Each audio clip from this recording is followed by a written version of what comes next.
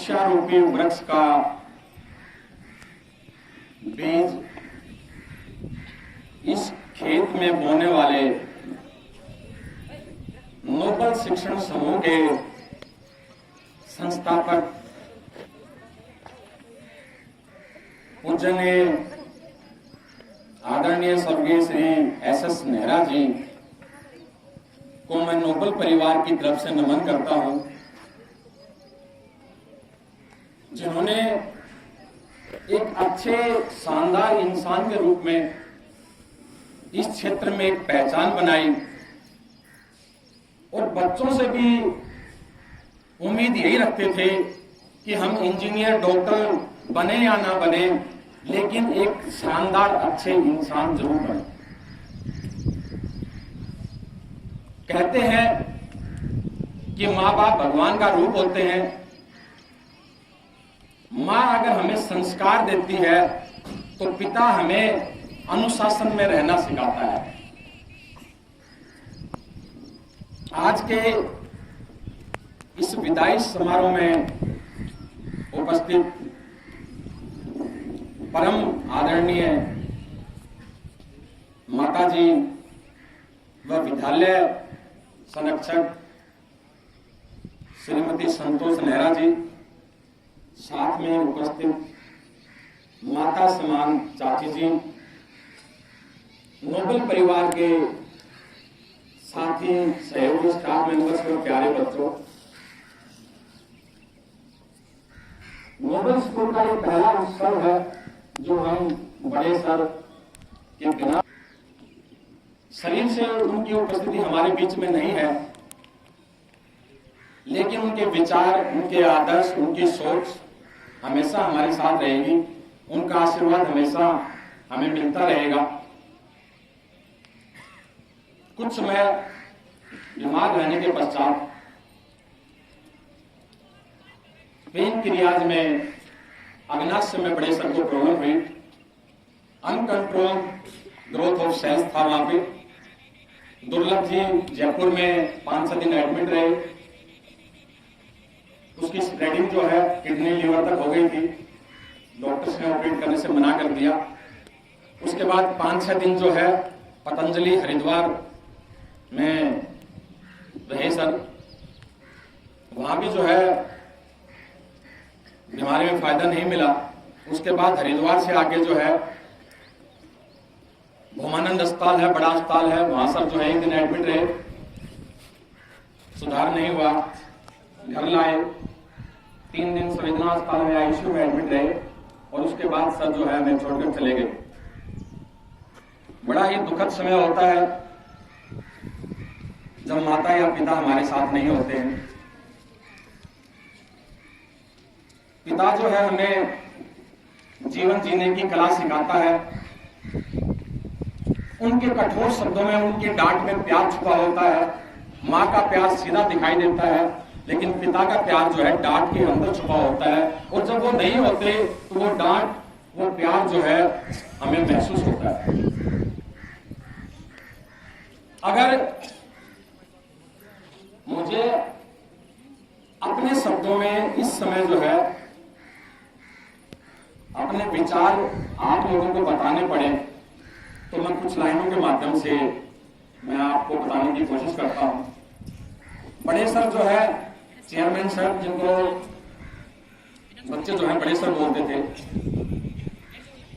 Office में मेरे साथ बैठते थे। आपने ऑफिस में देखा है एक चेयर बड़े सर की है, उसके पैरेलल जो है मेरी चेयर है। बड़े सर नहीं होते तो भी उस चेयर को कोई यूज नहीं करता था। अब बड़े सर नहीं है तो भी वो चेयर वैसी ही रहेगी। मेरे जो भाव है वो क्या आते हैं, अगर मुझे बताने पड़े आपको। नोबल ऑफिस में बस मुझको, नोबल ऑफिस में बस मुझको अब खाली कुर्सी वो दिखती है। नोबल ऑफिस में बस अब मुझको खाली कुर्सी वो दिखती है। लगता है आप बैठे वहीं पर मुझको आवाज लगाते हैं।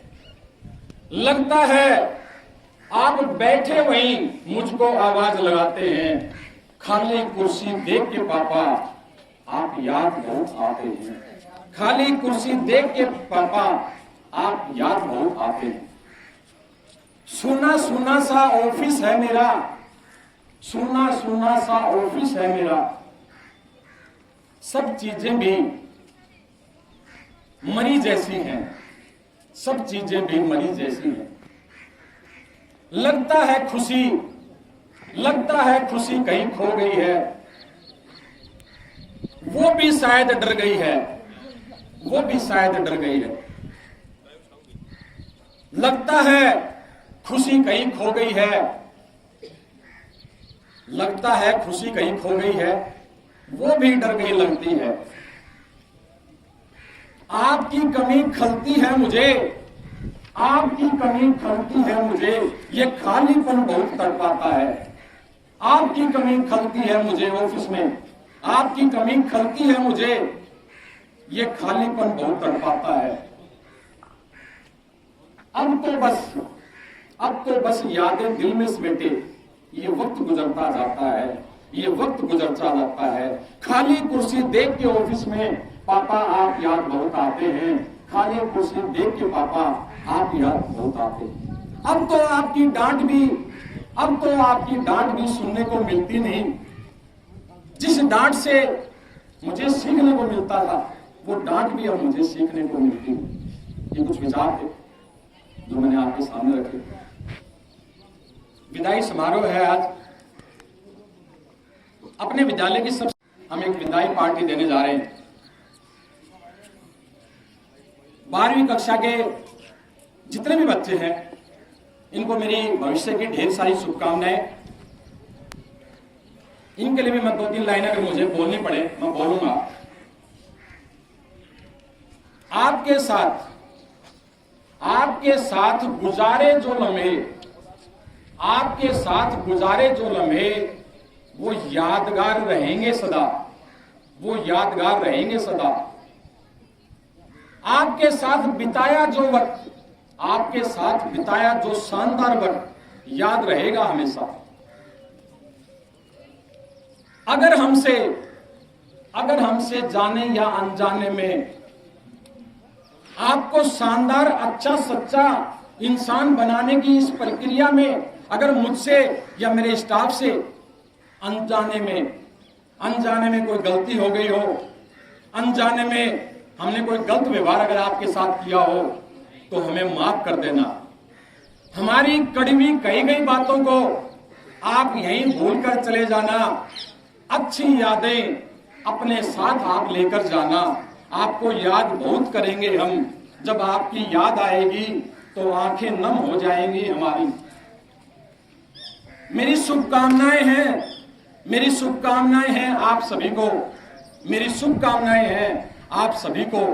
देश के कोने कोने में, देश के कोने कोने में, देश के हर आंगन में आप जगमगाएं सदा, आप जगमगाएं सदा। देश के कोने कोने में, देश के हर आंगन में आप जगमगाएं सदा।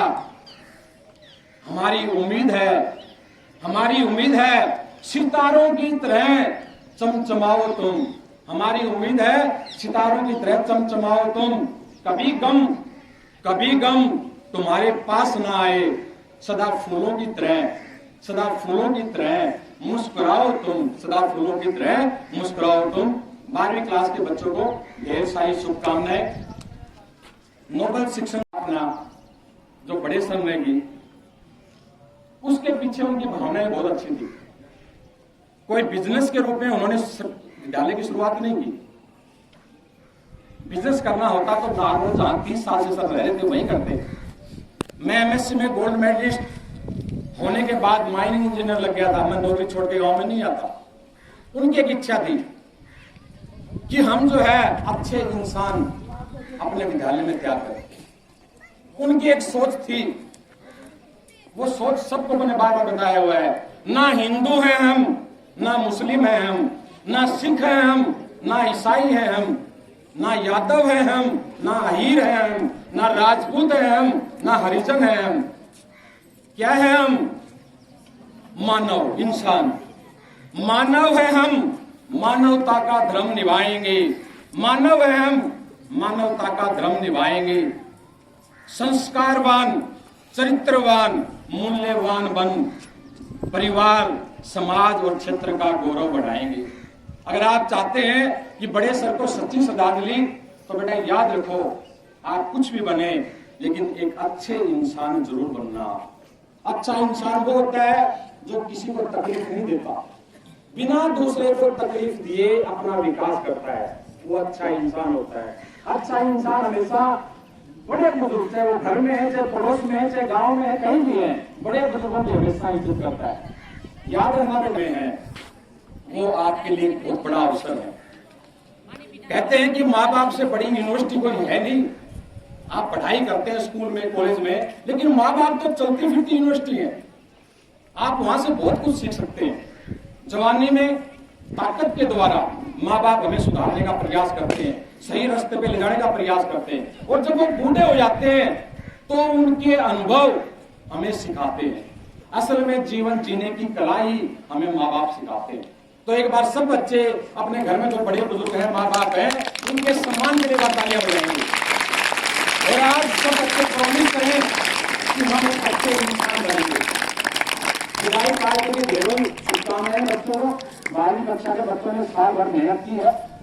आपकी परीक्षाएं जो है शानदार ढंग से, अच्छे ढंग से संपन्न हो, और आप जो है इस विद्यालय से निकलने के बाद अच्छी जगह पे जाएं, अच्छी पढ़ाई करें, और जीवन में जब सफलता प्राप्त करें तो मिलने जरूर आना। अपनी सफलता की कहानी हमको सुनाने आप जरूर विद्यालय में आना। एक चीज मैं और कहूंगा, आज ये जो ब्लैक एंड व्हाइट ड्रेस में बच्चे दिख रहे हैं सामने बैठे, इनकी परफॉर्मेंस जबरदस्त थी। मुझे नहीं पता इस 2 साल के कोरोना काल में क्या नुकसान हुआ, क्या फायदा हुआ, लेकिन आज मैं एक बात जरूर कह सकता हूं पूरे विश्वास के साथ कि कोरोना काल में बच्चे जबरदस्त कलाकार जरूर बन गए हैं। इनकी एक्टिंग देख के हैरान था मैं, जैसे फिल्मों की शूटिंग होती है। लड़कियां तो कमाल की एक्टिंग कर रही थी। हर लड़की जो है, हर लड़की का जो है, ये मान लो पूरी बॉडी ही डांस कर रही थी। कमाल के बच्चों की परफॉर्मेंस थी।